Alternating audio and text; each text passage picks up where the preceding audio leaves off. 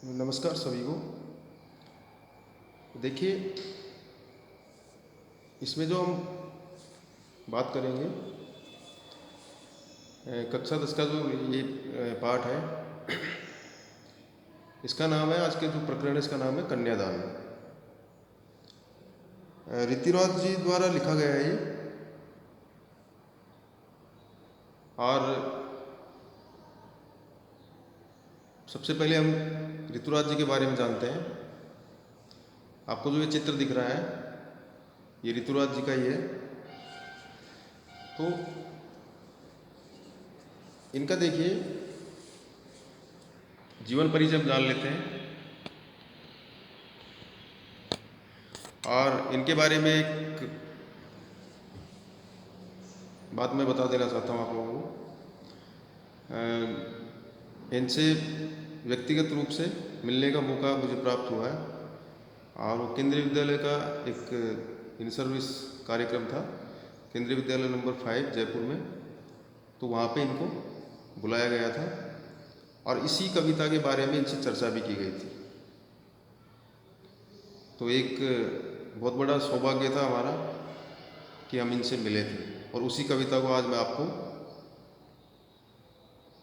पढ़ा रहा हूँ। आपके सामने वही कविता प्रस्तुत कर रहा हूँ। तो मूलतः ये जो थे राजस्थान के भरतपुर जिले के निवासी थे। इन्होंने राजस्थान यूनिवर्सिटी से ही अध्ययन किया, जयपुर से। इंग्लिश से इन्होंने एमए किया और अध्यापन कार्य करते हुए उसी सब्जेक्ट से, इंग्लिश से अध्यापन कार्य करते हुए ये सेवानिवृत्त होकर जयपुर रहने लगे। जब मैं मिला था उस टाइम पे भी जयपुर ही रहते थे, अभी का पता नहीं है। लेकिन ये बहुत ही प्रतिभा के धनी और इनका व्यक्तित्व जो था इतना सौम्य स्वभाव, इतना मीठा ये बोलते थे। हम जब मिले तो उस टाइम पे इनकी उम्र, ये बुजुर्ग हो चुके हैं, लेकिन उसके बावजूद इनका जो व्यवहार है बहुत मिलनसार व्यक्तित्व के धनी है और बहुत प्रेम से और बहुत सौम्य वाणी में ये बात करते हैं। अब इनके जो कविता संग्रह हैं वो 8 भागों में प्रकाशित हो चुके हैं, जिनमें से एक मरणधर्मा, पुल पर पानी, सूरत नीरत और लीला मुखारबिंद ये मुख्य हैं। इन्हें कई पुरस्कारों से नवाजा गया है। सोमदत्त, परिमल सम्मान, मीरा पुरस्कार, पहल सम्मान तथा बिहारी पुरस्कार इन्हें मिल चुके हैं। तो इनका जो है व्यक्तित्व, आपसे मैं चर्चा कर ही चुका हूँ पहले कि इनका व्यक्तित्व किस प्रकार का है। अब देखिए, ये जो है मुख्य धारा से अलग समाज के हाशिए के लोगों की चिंताओं को अपने लेखन का विषय इन्होंने बनाया है। इन्होंने देखिए जो तत्कालीन जो परिस्थितियां हैं, जो परिवेश है, आसपास का जो परिवेश है, अपने सामने जो यथार्थ है उसके बारे में इन्होंने लिखा है।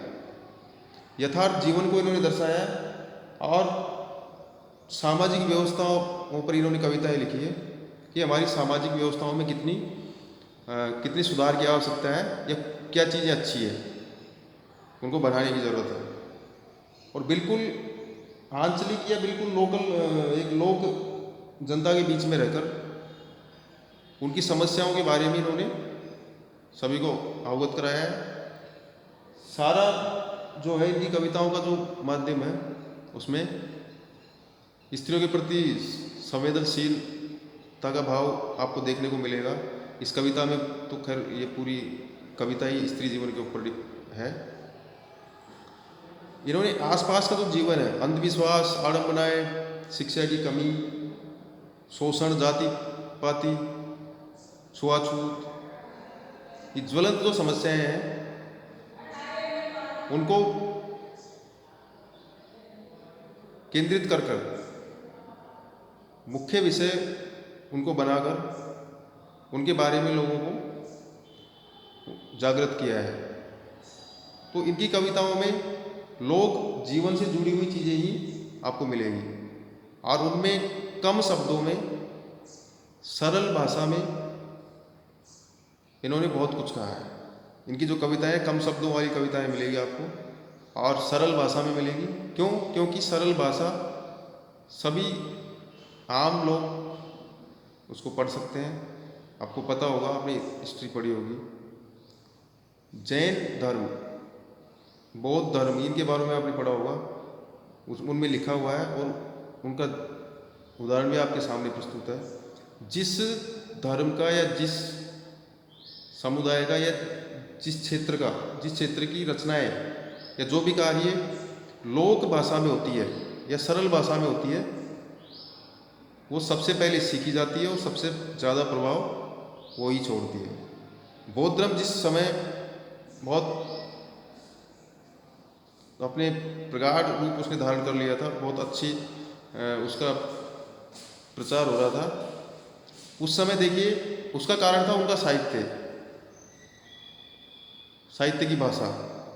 तो एक नज़र यहाँ भी देखते हैं हम लोग, ये लोग इन्होंने जो किया है, इनकी कम शब्दों में लिखी है, सरल भाषा में लिखी है, लेकिन भाव बड़े गंभीर है।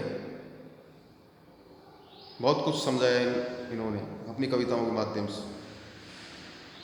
तो आज एक ऐसी ही कविता आपके सामने लेकर मैं प्रस्तुत हूँ ऋतुराज जी की, जिसमें एक माँ अपनी बेटी को सीख देती है कि जीवन कैसे जीना है। जीवन में जो आदर्श आपको सामने दिख रहे हैं, माँ कहती है बेटी से कि जीवन में जो ये आदर्श दिख रहे हैं आपको औरतों के, ये वास्तव में आदर्श नहीं है, ये सब आदर्श रूपी मुलमे में बंधे हुए बंधन है स्त्री जीवन के। तो बेटी का विदाई का समय आता है, शादी की जाती है, तो उसके बाद माँ की जो स्थिति होती है और माँ बेटी को क्या क्या सीख देती है, वो इस कविता में हम पढ़ेंगे। तो इससे पढ़ने से पहले आप सारांश जो है आप पढ़िए। कविता का शीर्षक है कन्यादान। कविता में माँ बेटी को स्त्री के परंपरागत आदर्श रूप से हटकर सीख दे रही है। देखिए, ध्यान दीजिए, यहाँ पे आदर्श रूप से हटकर सीख दे रही है।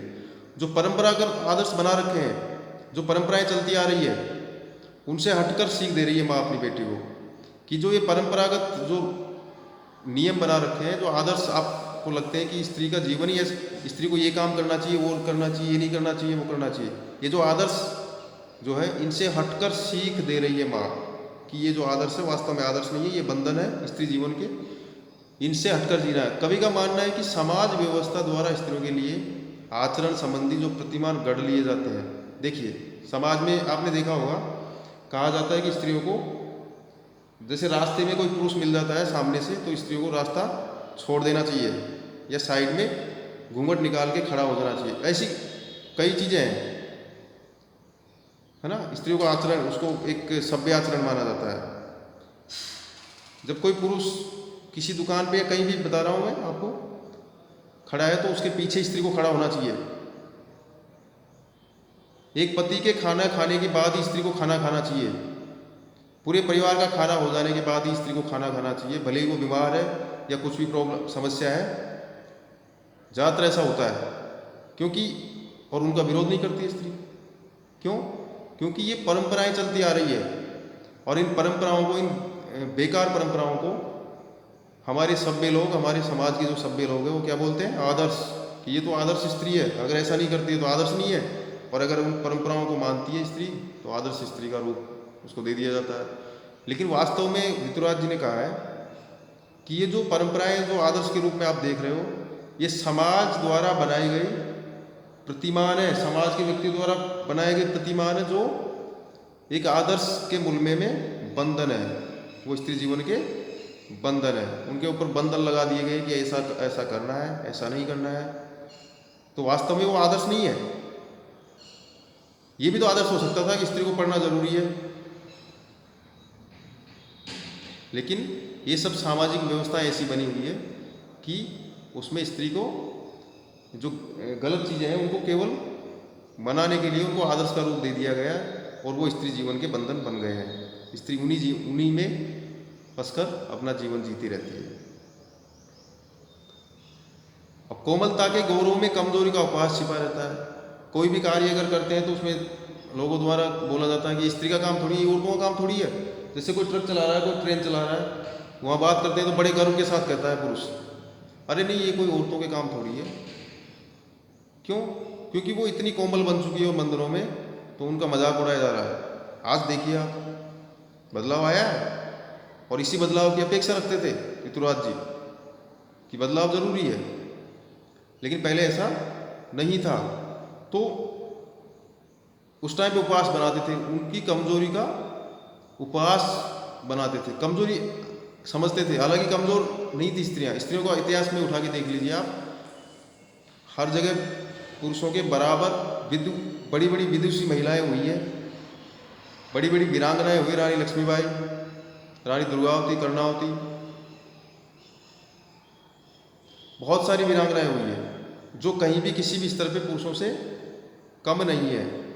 लेकिन समाज ने अपनी व्यवस्था के अनुसार उनको कमज़ोर समझ के रखा है, और कमज़ोर बनाने के लिए ये सारे आदर्शों की बंधन बना दिए गए हैं। अब माँ कहती है लड़की को, लड़की जैसा नहीं दिखाई देने में इसी आदर्शीकरण का प्रतिकार है।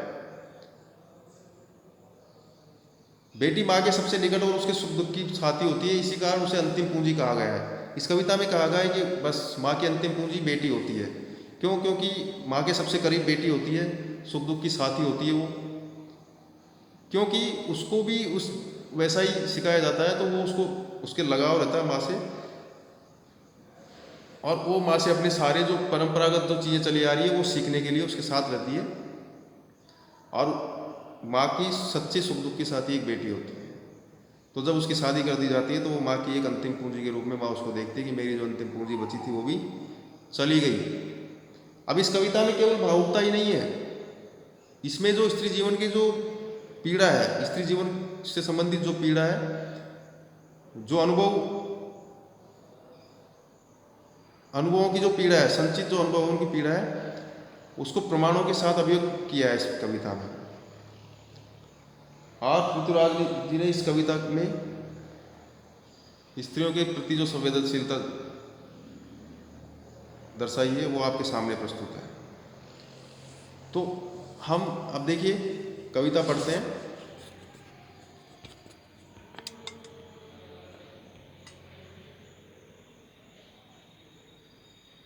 ये विशिष्ट उद्देश्य जो हमें सीखने हैं इस कविता के माध्यम से, कविता को रचने का जो विशिष्ट उद्देश्य है कविता को रचने के, वो है नारी के प्रति संवेदनशील होना चाहिए हमें, नारी का प्रति सम्मान भावना का विकास होना चाहिए, नारी की भावनाओं की इज्जत होनी चाहिए, नारी के लिए जो आदर्श बना रखे हैं उनको देखना चाहिए कि वास्तव में इनका ये आदर्श ही है या शोषण हो रहा है।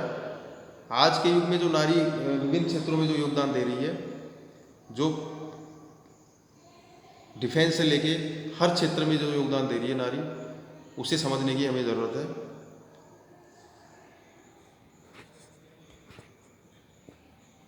ये माँ के बिल्कुल नारी के विभिन्न रूप देखिए आप,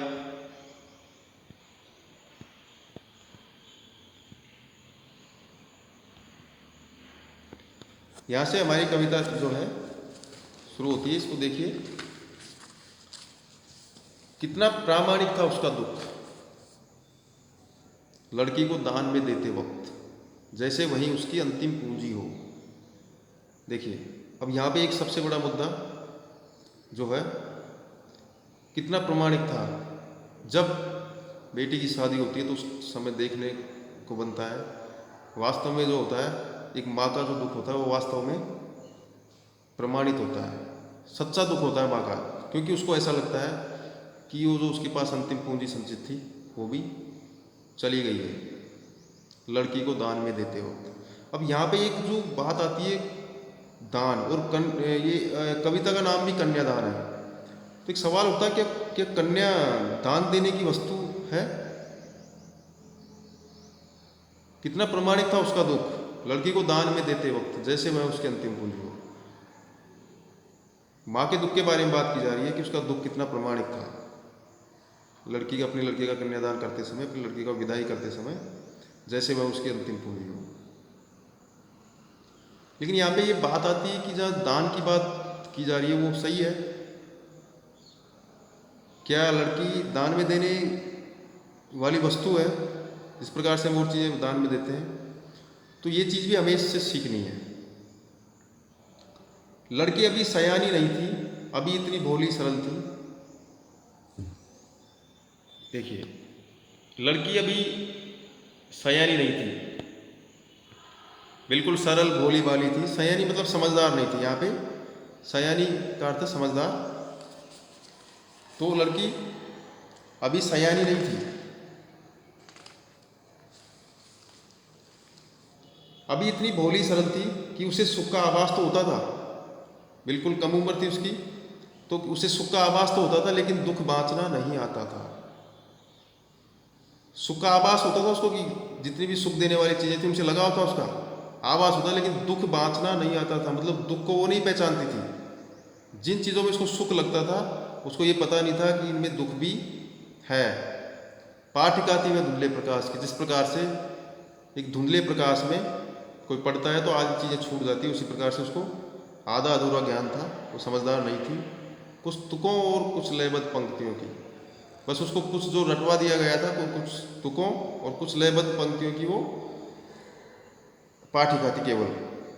मतलब कहने का मतलब ये है कि उसको इतना आभास नहीं था जीवन का, ना सुख का तो उसको पता था, लेकिन दुख बांचना उसको नहीं आता था। मतलब दुख के बारे में वो नहीं जानती थी, क्योंकि अभी वो माँ के सानिध्य में थी। और कुछ चीज़ों को वो जानती थी और कुछ चीज़ों को नहीं जानती थी। जो रटी रटाई चीज़ें थी, जो एक समाज व्यवस्थाएं बना दिए, उनके बारे में थोड़ा बहुत कुछ जानती थी। माँ ने कहा, पानी में झांककर अपने चेहरे पर मत रीझना। अब माँ सीख दे रही है उसको कि पानी में झांककर अपने चेहरे पर मत रीझना, अपनी जो सुंदरता है उस पर मत रीझना।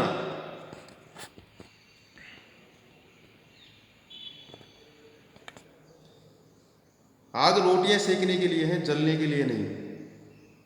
देखिए, ये बड़ी गंभीर स्थिति है आजकल। इसको एक अलग तरीके से हम देखते हैं। आजकल आत्महत्या का एक ये रूप होता है, आग से अग्नि में जलकर मरना। तो माँ ने कहा कि पानी में झांककर अपने चेहरे पर मत रीझना। आग रोटियां सेकने के लिए है, जलने के लिए नहीं। देखिए, वस्त्र और आभूषण शाब्दिक भ्रमों की तरह बंधन है स्त्री जीवन के। ये जो वस्त्र और आभूषण है, इनको देख के और अपने चेहरे की सुंदरता देख के रीझना नहीं है। ये जितनी भी चीज़ें हैं, ये केवल बंधन है। स्त्री जीवन के बंधन है केवल। ये शाब्दिक भ्रमों की तरह छलावा है। भ्रम मतलब छलावा। तो यहाँ पे वस्त्र और आभूषण शाब्दिक भ्रमों की तरह बंधन है स्त्री जीवन के। ये सारी जो चीज़ें आपको दी जा रही, जब शादी के समय जब दी जाती है लड़की को, तो हंसी खुशी बिल्कुल उन्हें स्वीकार करती है, लेकिन माँ कहती है कि ये सारी चीज़ें बंधन है स्त्री जीवन के। माँ ने कहा, लड़की होना पर लड़की जैसी दिखाए मत देना। देखिए, माँ ने कितनी गंभीर बात कह दी है लास्ट में कि लड़की तो होना, मतलब जो लड़की के गुण है वो तो अंदर होने चाहिए। नैतिक गुण सारे होने चाहिए, सभी अच्छे आदर्श होने चाहिए।